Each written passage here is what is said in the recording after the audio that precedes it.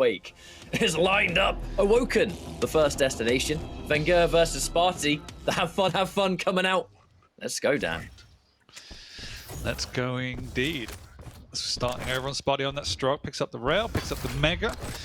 Standard start between the two as vengeurR will work his way around to this T-con. Spart1e knows something's up and actually hits the rail. The aggressive orb going in, trading damage, and they're both extremely weak, and so I will expect them to now reset and play for the next round of items. Items picked up at the same time, so they might be happy to settle with a trade here.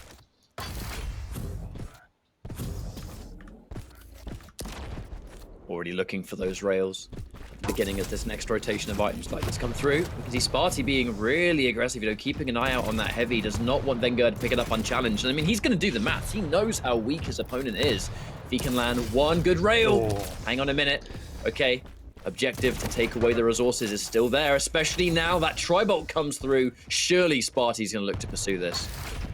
Really well played by Spart1e. Got both major items there. That Tribolt tickling vengeurR, getting him down to 5 HP. He's managing to regroup, but Spart1e slowing down the pace, tracking his prey around the map. Misses the rail, but he knows exactly where he is. Doesn't want to follow in. Instead, favors taking away all resources from vengeurR. Nice defensive play up on the high ground, but vengeurR's still so weak. Heavy's up first. Spart1e's in position. Great Tribolt once again.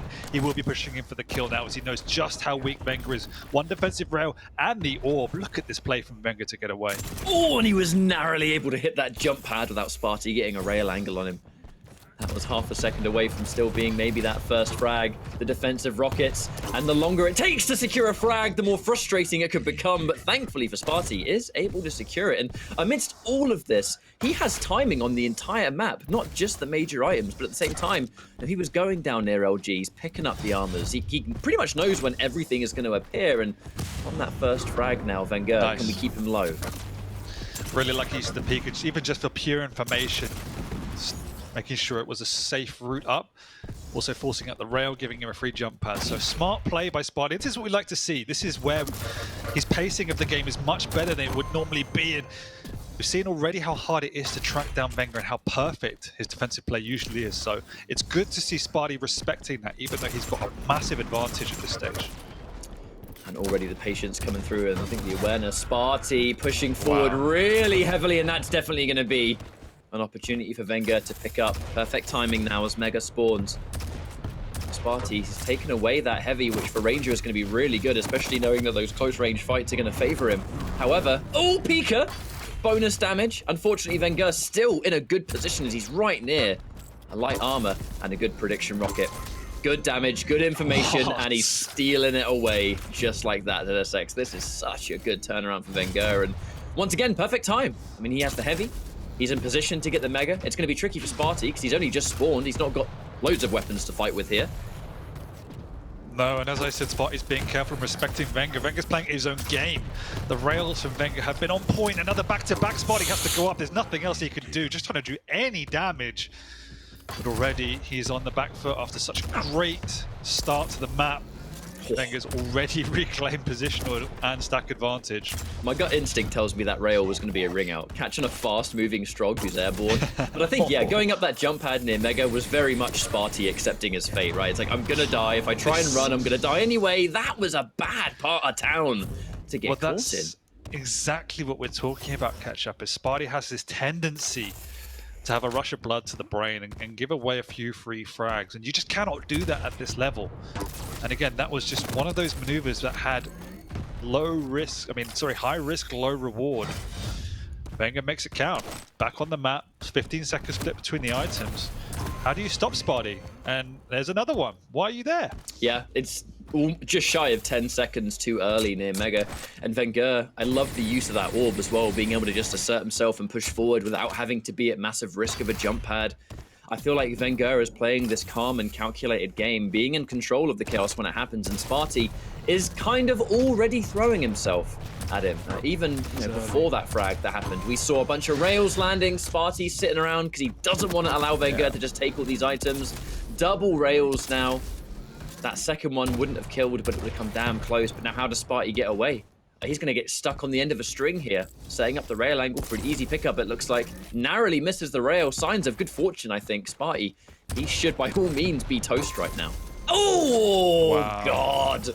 That rail wouldn't have killed if not for the rocket jump. vengeur's already shot 33 rails. Spart1e's had 8. There we go. That's been the defining factor. It's just the rail game, and we often praise Spart1e for it, but it's vengeurR that's showing dominance at this point, going in super aggressive with the orb, but leaves Spart1e on 3 HP. What are you going to do here? Not a lot as vengeurR trounces round the corner. Yes, he eats a rocket, but just has to wait for 3, 2, and 1, and here comes the Mega. But he's happy to sit around on Mega. He knows his opponent has spawned near Rocket. There's nothing he can really do to challenge the pickup. You know, what's the rush? Why worry about it? And now vengeurR could go down soon. Wow. Squeezes in a rail though. Sticking around, and I think just confidence in the ability to dodge that inevitable rocket. You know that Spart1e only had a rocket, so there's not much to worry about there. Speaking of which, denial of the rail has been a major factor here. vengeurR having already given up. Yeah, he's getting frustrated. I think if it was possible to GG, it might be having some hardware issues perhaps, as we just saw in chat, and I think that's definitely going to add to the frustration if he's having troubles with his FPS. Well, what can you say? Yeah, everything. To take a map off vengeurR, you have to play nigh on perfect. So being handicapped by your own hardware is never going to be good. I mean, on the flip side, as much as he's obviously complaining about FPS, which is probably very, very true, he's also not played particularly well after losing the lead, giving up way too many frags, not responding to the dominance of vengeurR by playing a more range game, chip damage. He was just pushing and getting caught off guard. So obviously frustrated from the FPS, and this map, I'm guessing, is over. But yeah, vengeurR looking good once again. And from this stage, it's just going to be cleanup. vengeurR picking up frags whenever he can, able to secure another one, and that will be potentially the first of many as this map has reached that point where it's likely over. Spart1e, I don't think he's going to give it that 150%. He'll take the items when he can, keep that muscle memory in check, maybe try and hit some good shots, you know, keep any kind of morale high. But spring in the trap, Spart1e gets some good rockets here. But I mean, let's just talk about the nature of frustration, right? How it can set in, how it can definitely alter your game, really, no matter what the game is. We've all done something that when you get frustrated about it, you'll play worse. And if Spart1e's having means to very much be frustrated, he's having some hardware troubles or whatever it is, hopefully he can resolve whatever is happening before we go into the next few maps, because you just can't play on top of your game, can you? And if you're not playing on top of your game versus vengeurR, then you may as well just accept 3-0. I mean, if we're being honest, I don't think there's any other game on the planet that is as sensitive to any sort of changing condition as Quake and Quake players. You know, obviously other FPSs still suffer the same, but when you're playing at this tempo of the game, and a single mistake can just set you back, it's, you know, it's so damn difficult. At least in, like, you know, like something like a CS or a Valorant, you get time to reset and breathe between rounds. You make a single mistake in Quake, and then you're already like 5, 6, 7 frags down. So that type of thing has a big impact, and I'm guessing after this map we'll have some sort of a client restart, because Spart1e won't want to play on like this. Yeah, I assume there's going to be some kind of delay between these two maps while Spart1e fixes it, but has to be done, the greater good and all that, and there's not really much to break down left of this map. We can really talk about, I think, vengeurR. The biggest thing about vengeurR is still showcasing the confidence. There was very much still weapon denial happening. This rail game has been surgical and on point.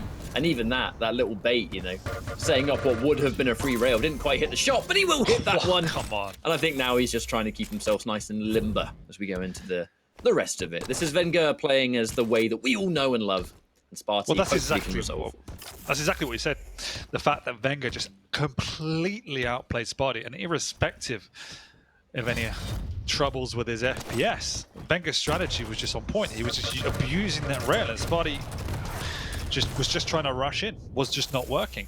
So all credit to the way vengeurR played, and he would have won that map regardless if that's the way Spart1e was going to play. And it looks good in maps 2 or 3 if he continues this form. A good start from Spart1e. That's the thing we always say about him, isn't it? He always has a good start, but can't really maintain. I think it is that consistency that seems to plague him right now.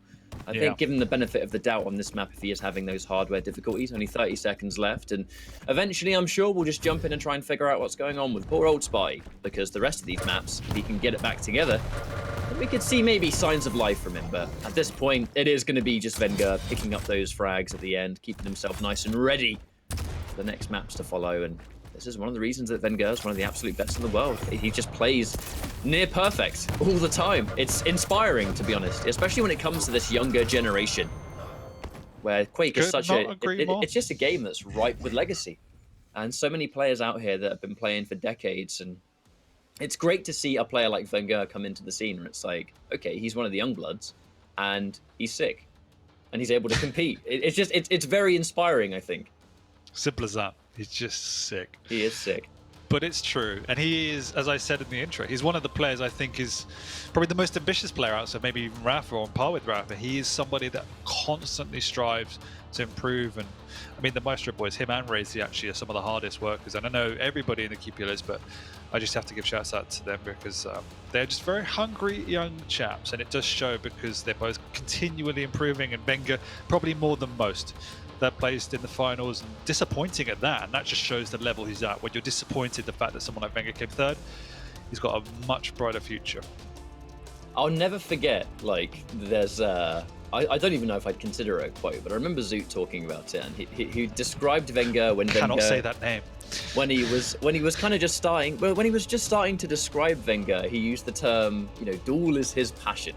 That is how he described vengeurR, and this was when vengeurR kind of first started, with like the big kind of duel push that he had, and it was when duel wasn't even the main competitive mode that was played. I think it was even the 2v2 days. Everyone was kind of grinding everything else, yet vengeurR was still kicking around and just playing duels all the time and going super hard on it. And there's no wonder that when duels kind of started to go back into the competitive fray, we start to see a lot more vengeurR, and he's already kind of more practiced than most. That was some time ago, a couple of years at least, but the journey he's had in such a short space. It has to be quite a long time, but he's come on so much, and I definitely think he's got it in him to win a championship, and I'm sure Rafa is keeping his eyes open to see how vengeurR's playing and what he's doing, because there was definitely a shift in ability and strategy from vengeurR in the finals that nearly worked. He was the only player to push Rafa to the limit in that finals and really go toe-to-toe with the champion. So,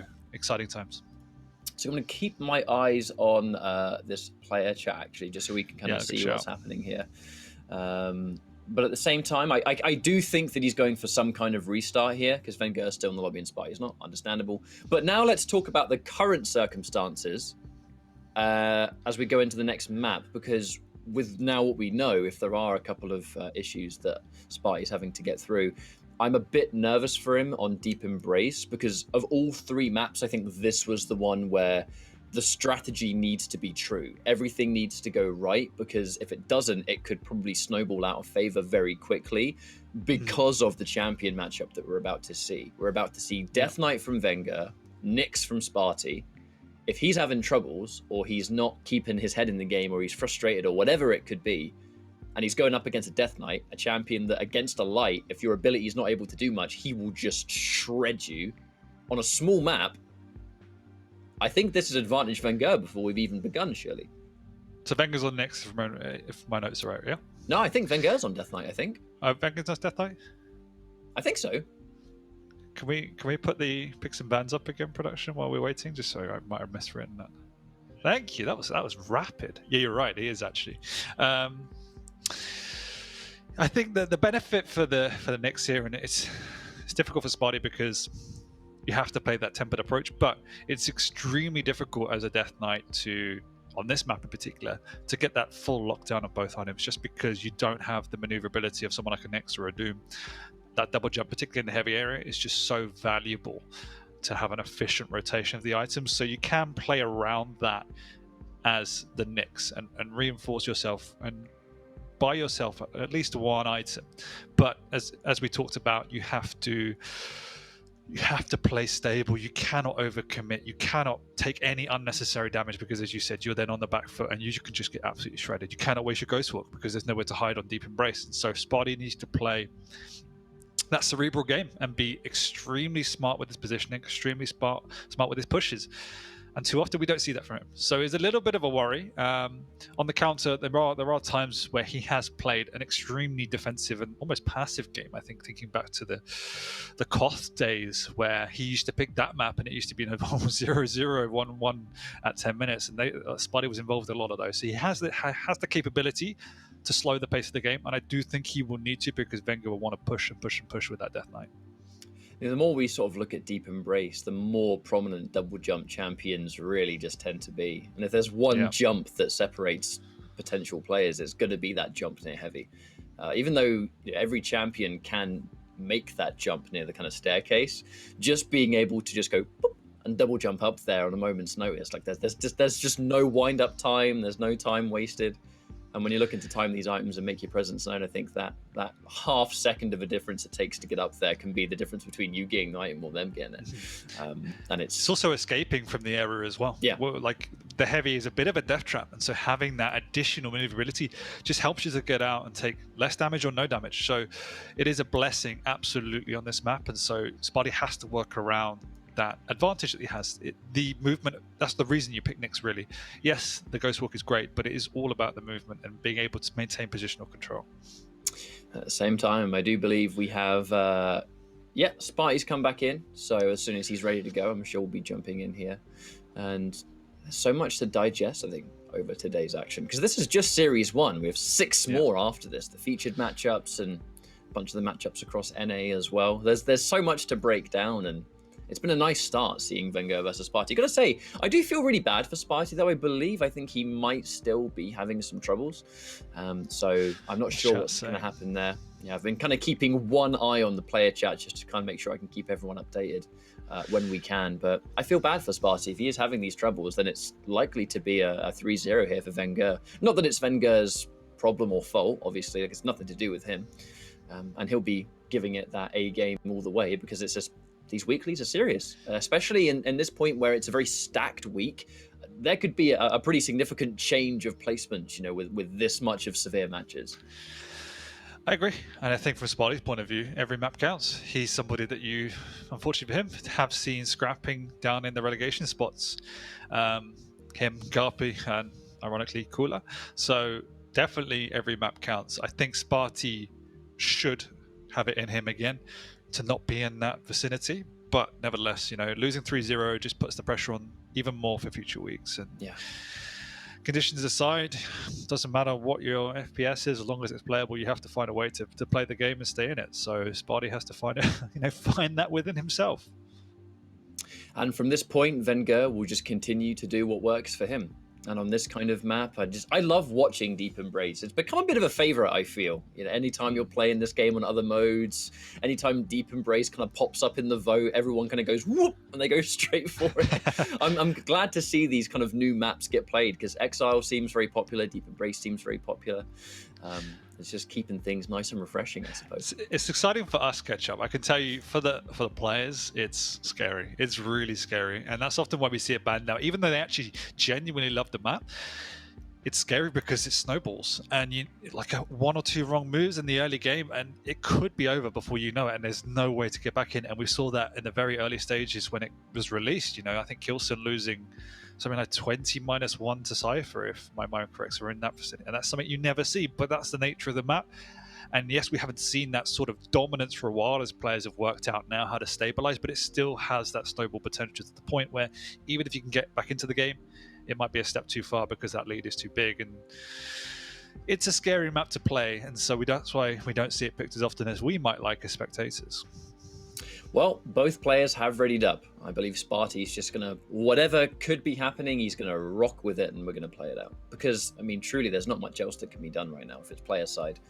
We'll just have to take the circumstances and give it the best we can. So for Spart1e's sake, I'd love to see him at least get a map here, but needs to keep his head in the game and really can't get frustrated at the situation, which is going to be easier said than done. This is the kind of situation that will frustrate everyone for good reason.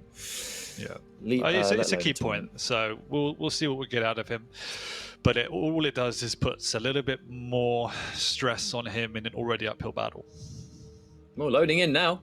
vengeurR went into this set with an advantage, and this is a champion matchup that I'm kind of keeping a keen eye on. Nyx versus Death Knight. So it's going to be really, like I said, ability management I'm really curious about.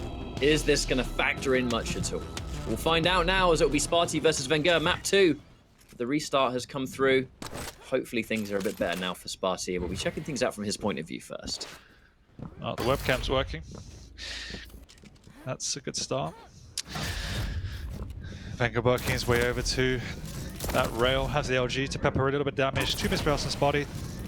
At least he hits 1 on the follow-up, but takes a bit of licking of damage himself. The Ghostwalk's still there, but he's not connected with anything, and vengeur's just sticking around, understanding his opponent isn't hitting.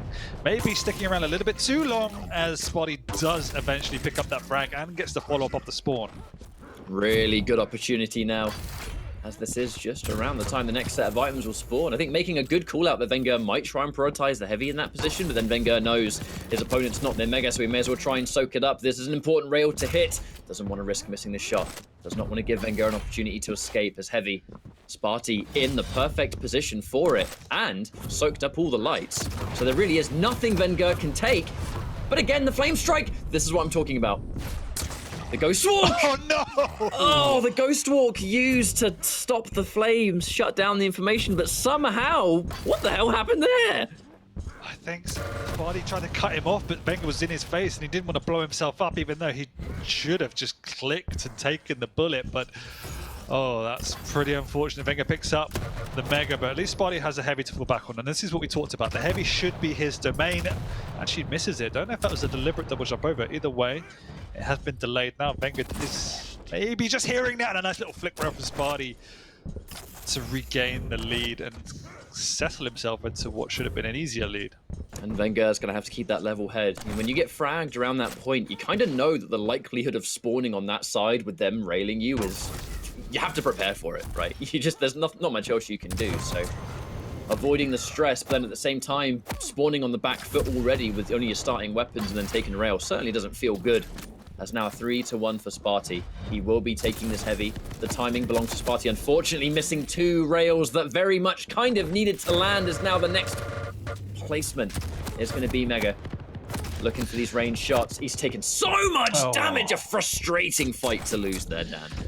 Frustrating, but self-inflicted. He got greedy, he tried to push. He knew vengeurR didn't have any weapons, but vengeurR just said, hey, if you're not hitting your shots, I'm just going to run over and take 2 items, and made him pay. Spart1e should have probably just played a simpler game at that point, taken both items, or taken one of the items, sorry.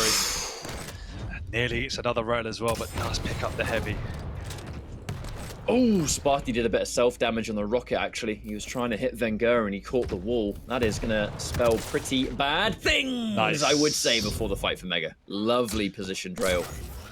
And a chance to now have control over both items. There's been a nice delay between the two of them. Spart1e can secure this fight and do quite well. Should be able to keep the cycle rolling, but misses 2 rails. And that one missing is going to spell disaster. 3 damage he has to hold.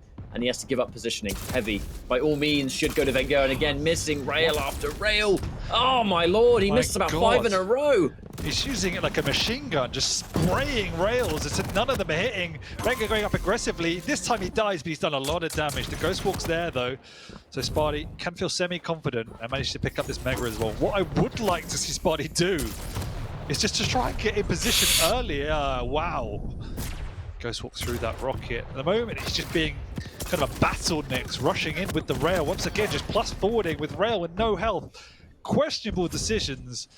Just simplify and play a positional game. By the time he decided to use the tri-bolt instead, I think it was just too late. The time it took to swap to the weapon was damage that he couldn't challenge. Bit of a messy fight, and unfortunately now, taking a whole bunch of damage, and I'm sure vengeurR has heard that Nyx is going to be low. Use this as a free chance to just soak up. The Ghost Walk's been used. Spart1e, what does he do here? vengeurR makes the call out. Perfect read. But what vengeur's being really smart at is actually using the heavy machine gun. He's barely using the rail because Nyx is incredibly difficult to hit as a smaller champion. And vengeur's just using the easier option and melting Spart1e with that heavy machine gun. And if you know your opponent's kind of having, I think for lack of a better term, we'll call it accuracy troubles, and they're missing these rails, they're doing no damage to you, and you're just spraying that heavy machine gun down. I mean, that's just good math. Yeah. But now, the delay between these 2 items continues, but now it really feels like vengeurR is the one in full control. The LG, Spart1e pushing in constantly, too often at this point. Why is he going up that jump pad? I mean, he knows vengeur's waiting for him. Again, it's just these type of decisions kill Spart1e's momentum. And also, vengeur's got too much of a free time playing up on the high ground. Need to see Spart1e making more of a conscious effort to use the abilities of Nyx in terms of the double jump to control that mid ground. If he doesn't, vengeur's snowball will continue. I think he heard that, so he knows something's up. Yeah, it does guess it's there. Good timing by Spart1e though, so a perfect use of the ability this time. vengeurR messing his jump as well. Bit of a sitting duck with 6 HP. Does manage to regroup, but should not be able to push in for this Mega. Kind of like the placements of rockets though. You know, on the off chance there would be light healths down there, maybe just the hourglasses. Such a common place for people to retreat to. But vengeurR is going to play this safe. Really, not a lot to work with here. Spart1e controls most of it, but vengeur's the one that's in charge. He's the one with the frag lead. We've said this many, many times. If there's one player that can just be a menace out of control, vengeur's the one that somehow makes it work all the time. How many times have we seen him get these frags and we're like, how did he survive that? How did he get away? Speaking of which, can he get away from this one as Spart1e? An aggressive push, but a missed rail! That missed rail was so important for vengeurR to stay alive. Yeah, wrong weapon choice again from Spart1e, being greedy with the rail edge. Just a little bit of lightning gun would have finished him off, and now he's in a bit of trouble, allowing vengeurR back into the game. Yes, he's up for the heavy, but will vengeurR make a push, at least trying to do some damage from range? Oh my word, that was close. Oh, some decent tri-bolt though on the side of Spart1e. Now vengeurR out of armor. Oh, that should have been a free rail for Spart1e. The drop down on rail, somehow he missed the shot. Oh, I think he's in big trouble now. Thankfully, he was able to get the rail, which is going to create a little bit of a stressful situation. vengeurR cannot make his presence known, but can he beat him to heavy? Spart1e convinced that vengeurR was going to be on heavy, and vengeurR once again has given it up. But vengeur's still there to deal damage. Again, this is just what he is so damn good at. He's given up the whole map, but he's done enough damage to completely nullify both of those pickups. So smart play by Spart1e to read the situation and get in on both items, but equally great play by vengeurR to make sure that those pickups didn't even count. That was a really scary flame strike to get hit by a Spart1e near Mega, because normally, you know, you'd want to use the Ghost Walk to just nullify the flames and the damage, but at the same time, the Mega's right next to you. If you use the Ghost Walk, then you've given it up. But he was able to get both, the best of both worlds. And he has time still to make something work. Springs the trap, but he takes so much damage, they trade! Right, who spawns where? Spart1e is not going to be near Mega. Unfortunate, because vengeur's going to have a lightning gun and Mega control. That was not an exchange I think he wanted. No, this is just the vulnerability of Next being a light champion. It was a good move by Spart1e, but not connecting as cleanly as he wanted with the rocket. And vengeurR is and forced out the Ghost Walk. Oh no, with 2 minutes to go, that's not where you want to be. Spart1e with nothing to work with and no ability. That's just set him back nearly a minute. Can't afford to give away a frag here. Catch up, it's so close, and he's done it as clean as well from vengeurR. Going to get a rail off the spawn, and there's no Ghost Walk. Spart1e has to commit. That's pretty much GG. Another rail off the spawn as vengeur's time is to perfection. Yes, Spart1e gets a Mega, but he's got nothing to work with, and vengeurR has secured himself a solid lead with 1.5 minutes to go. Nice push though. Yeah, I was checking that one out from Spart1e's point of view, man. Got 120 point blank, so that was as much damage as he could possibly do, and he's getting some ranged heavy machine gun. Has to be careful though. The shotgun puts so much faith into it, but the spray is not on his side. The last shot doing a measly 4 damage, but wait. Okay, over 1 minute, 2 frags. It's possible. Now with the flame strike, missed. vengeur's going aggressive instead of just backing off of the Mega here. This could be a big play. Ghost Walk did come out just to even secure that though, so it's all or nothing for Spart1e now. He needs this frag. Does he know the Mega's up? He doesn't push it. He gives away a free item. He prioritized getting his base stack back up. He knows where this light armor is. Machine gun in this fight, pushes in, picks up an armor. He kept it. Pushing in, doesn't want to rail it. Swap. GG catch up. Quick swapping into the super shotgun. You'd think it was Doom Eternal with a play like that. Oh, and that was so close. 15 seconds for a single frag. I mean, can he find him? Spart1e. Walk. It's all or nothing again as Spart1e just has to hunt his opponent. He's walking, he's trying to trap him, but vengeur's just standing in the mid ground, double backing, and now it's over. Oh my god. If Spart1e had hit you know, 5 or 6 more rails than he did if he had swapped to the right weapon in 1 or 2 situations more, he could have taken that map. Yeah. That was bonkers. That was unbelievably close. And he will be frustrated by that because, I mean, who wouldn't be under those circumstances? He was so close to making it work. That final, I'd say final fight, because that was the moment it changed. But yeah, that swap to super shotgun at the last second, we just needed half a second longer to land the killing blow. A heartbreaker for Spart1e, which unfortunately is becoming a bit of a common occurrence. And I gotta say, I mean, it was competitive all the way through, even with these kind of mishaps that happened. Even down to that first super shotgun, you know, didn't wanna have the trade, but that opportunity was taken out of his hands, and for the remaining 9 minutes, a crazy back and forth. Yeah, that was a messy match, full of questionable decisions, but also some amazing plays. Again, vengeurR picked up a strong period of dominance in the mid-game and played very clean. Got a number of key frags. Spart1e, unfortunately as well, threw away a couple of frags, but again, it just shows how strong he is when he gets that control. He could just pull off some amazing plays. And it was a few rails different is all it was at the end of the day. But you have to credit vengeurR for somehow pulling that one out, but just shows how close Spart1e is in everything. We always talk about how close he is to being at that point where he can take more than the map away from people. But this is why we say it, because we have maps like this where he's so close, inches away, in fact. But although vengeurR is going to have the overall win, there is still that opportunity to get that one map, which again has been a thing of Spart1e. You'd look at his previous records, there's 2-1s. You'd see 2-1s against some crazy good players, and it's like, it doesn't surprise you, because Spart1e is very much that good. It's why he's in Pro League. It's why he is one of the best. But today has not been his day. No. It's a shame, because again, he's been playing well. There's just been opportunities there that have been simply given to vengeurR a couple of times, and I really hope that doesn't happen in this final map, because this final map is going to be even more chaotic, in fact. Well, that should somewhat suit Spart1e. You have that padding of the additional stack on the saw lag, but you are obviously going up against another heavy, so it is going to be a bit of a bloodbath where the strategy falls out a little bit. You just have to time and rush items as a heavy. As long as then you can trade back and forth, it is an engagement where anyone can win it. So I think looking at it, this is probably the map I would have said gives Spart1e the best chance of winning if I was looking at the draft. Let's see if he can do it.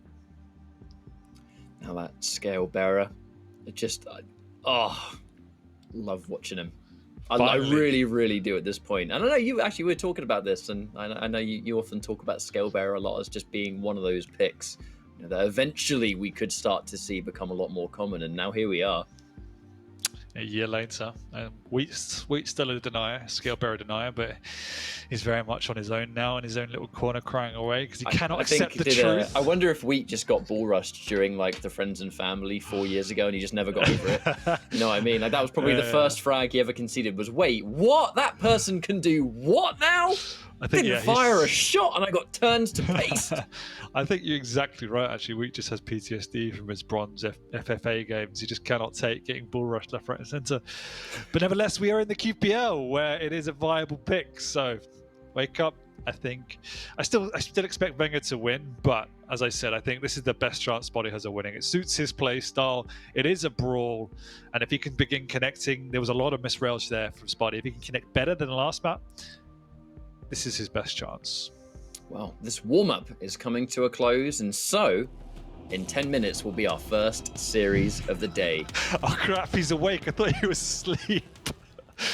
Oh no. You were trying to get away with it because of American time zones, weren't you? Why is he awake? It's like 4 a.m. Well, I don't think he lives in California. Oh, crap. I don't think he's. I don't think so. Well, you know, maybe not a conversation for right now, but I think you got the time zones wrong, mate. I really did. I done fudged up, and so did Spart1e, as he's already down 1-0. One eye on chat, always. We love you. Ooh, and there's some damage coming through. The aggressive rocket jump as well. You can take the heavy, but I'm going to get that second frag, my friend. And Spart1e, how does he recover from this? Actually, interestingly, He has the starting machine gun as well, not the starting shotgun. And that's something that you normally see with those large champions, right? And it really can depend on, you know, player preference and stuff like that. But I'm kind of so used to seeing players rock that shotgun in this map. Yeah, it's a fair point, and both of them have plumbed for the same decision. Yeah. A little bit unusual, as you said, but either way. 2-0 for vengeurR. Good control of the item. Spart1e gonna try and risk a jump across to this heavy, but they're both actually taking loads of damage. Spart1e way more, so the second one doesn't connect, otherwise he would have died. Pushing in for the Mega as well. That's pretty ballsy, but it does pay off. vengeurR missing the second round. Spart1e just sticking around with not much to work with. The bull rush comes out, don't know why, as he just ended up getting licked with damage. But the crazy thing is about the damage reduction, how healthy vengeurR still is after that. You know, you just see the 2-2-2-2-2-2-2, and it's, okay. That tickles. That certainly doesn't, though. And a clean pickup from Spart1e, getting a frag on the board. But with that aggressive push that he did earlier on, has set up for what could be pretty good stuff now. Unfortunately, though, likely to take a lot of damage. Not able to get to Mega in time. And, ooh, some rocket self-damage as well as the LG. Perfectly caught on the spawn. Lovely. There's nothing he can do there. No, absolutely lovely. And this is where it becomes a little bit of a challenge, because in these heavy versus heavies, you normally see a trade of frags. It goes 1-1, 2-2. But when you start racking up a bit of an advantage here, it actually becomes quite difficult to get back into the game, because it is very hard to pick up clean frags in heavy versus heavy. So it always gives your opponent an edge. So vengeurR's done an amazing job already to build himself a 4 frag lead. I've liked the strategy so far of Spart1e, where it is items above all. He just, even if there is going to be the snowball effect, he doesn't want vengeurR to pick up frags and then get full control over the map. But again, the problem is, and we normally don't describe this as a problem, because heavy champions being able to pick up a weapon and kind of throw down, which allows those trades. When your opponent has every item and they have every weapon, oh my god. Oh, Mario Kart up in here. Oh, he's able to get the heavy. Of course, of course. I don't know how he did so much damage. I'm sure Spart1e doesn't either. Either way, comes out with a frag here. Should be able to pick up the heavy, but no. vengeurR's going to come at least to try and do some damage. He's going to go through the teleporter just as Spart1e's picking up the Mega. Doesn't actually pick it up. Does a huge amount of damage as well. And there he picks up 2 frags, but still has a 2 frag deficit. Like what I was going to say before the fight broke out there is that when your opponent has every single weapon and you've only got a starting weapon, it can allow them to just bully you so much, because they have less to fear. You know, they have less to calculate into a fight. But now, that delay between both items, pretty impressive. And Spart1e keeping a really control of this high ground, but for how long? I think he knows that there's not much chance vengeurR's going to be able to kind of just go up and steal Mega away, but he knocks him up! Oh, and that knock-up started everything! Oh no! Spart1e outplayed himself. Could have had a free pickup on the Mega and then drop, but tried to trap his opponent, and it just did not work. Have seen that vengeurR's been a little bit sloppy. We did mention in the intro that he doesn't like playing the scale bearer just because he's not very good at it. So have seen that come into play with some really poor bull rushes. Spart1e pushing in aggressive here. Nice lightning gun. He's done so much damage there. He knows how much damage he's done. He's not raidable as well, so he's going to risk going through. vengeurR has to retreat back into these areas for the light armors. And I think as well, you look at that bull rush, it kind of almost seemed like a happy accident. When Spart1e tried to trap him and the bull rush connected, and it knocked him up so high that he just wasn't able to challenge where he was inevitably going to land afterwards. And a frag that we're looking at going, how did this happen? That's going to be a nice combo though. And the rail to finish. Everything worked for the maximum damage. Yeah, you never want to meet a scale bearer in a dark alley, and that's exactly what Spart1e did. Yes, he was extremely healthy, but the burst damage from the scale bearer is almost unmatched. Again, he's just playing so well on the defensive against Spart1e. Spart1e pushing in aggressive once again. He's connecting, but he's taken a lot of damage, which leaves him vulnerable to a push from vengeurR. Luckily, vengeurR doesn't get the spawn to do enough damage on the heavy, but he'll definitely have a stack to challenge for the vengeurR.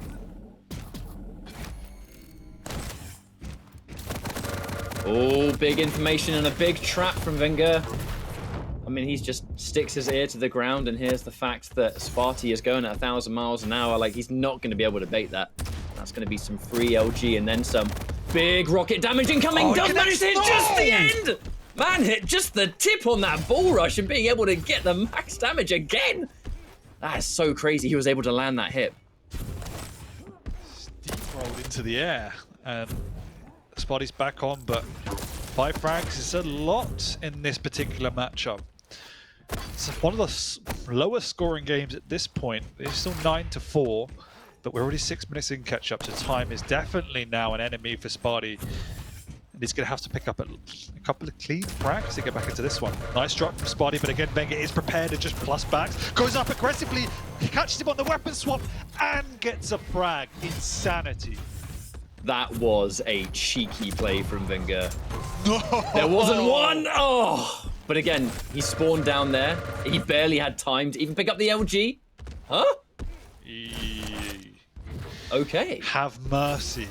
That was vengeurR the Merciful, perhaps. I was about to think, what, has he run out of ammo or something? I didn't hear it click. I think he had 17 cells. Kind of just let it go. That was really weird. I mean, I know there's 3 minutes left, but heavy versus heavy, I genuinely don't know there's a way for Spart1e to get back into this. He hasn't showed me enough life to convince me, and it has to be clean frag after clean frag, and there goes another one! Deleted. This has been one of the weirdest Veil of Naths I've ever seen. It's Spart1e. But I'm really glad with what we've seen. I hope we get to see vengeurR play vengeurR more.